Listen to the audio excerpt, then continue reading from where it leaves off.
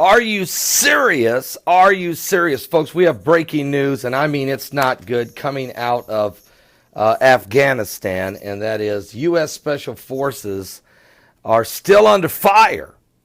They're still under fire. One of the U.S. Special Forces is dead. 2 are wounded. Now, we know that one helicopter has been shot down. Another helicopter tried to get in there to rescue the wounded and took enemy fire and had to go back and leave, had to leave.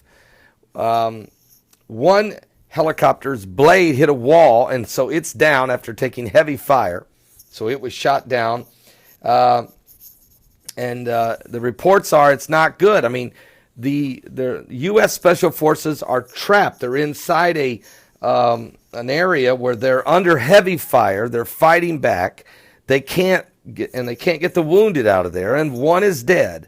And this has been going on now, folks, for about 8 or 9 hours. And I reported on this earlier today and did a YouTube video on it. And I assumed, that it was over and that the Special Forces had been released and taken out of there and that it was over. But it's not over. Matter of fact, NBC News is now reporting that the helicopter flying to pick up the wounded members of the U.S. Special Forces had gone down after being hit. However, we also are hearing that the helicopter was also damaged.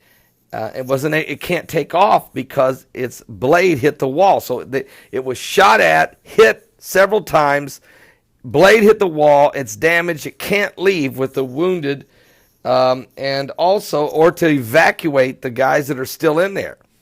Another one tried to go in and rescue and took heavy fire and had to fly back away. So these men are pinned down under fire in a very serious situation. CNN said soldiers have been involved in a joint counterterrorism operation in the Helmand province with Afghan forces when they came under attack, as unknown number of people were also injured. So we don't know really how many people are injured or really dead. We know 1 U.S. soldier is dead and 2 are injured, but there are several others injured. And look, you're not hearing, it's the President of the United States is involved in trying to figure out a way to make it even more difficult for the United States citizens to acquire firearms under the Second Amendment. We have a right to.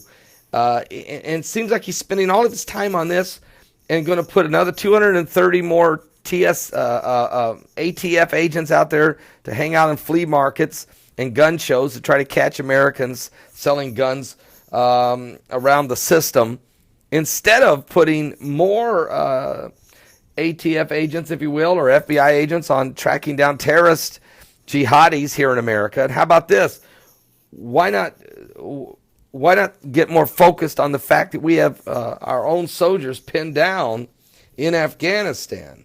So this is a very serious situation, and I'm just upset about it. I was out walking the dog and come back and I hear this kind of thing, and I just run back here right now and deal with this. So anyway, pray for our young men in uniform.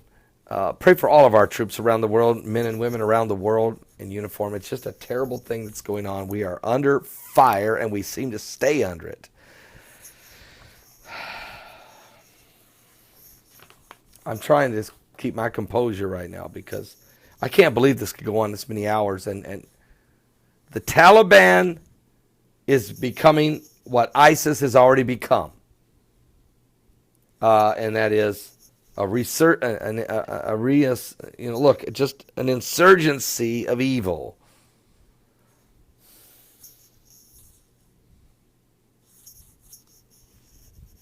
The foreign policy of this current administration in the last 7 years has just literally taken has created a Middle East madness.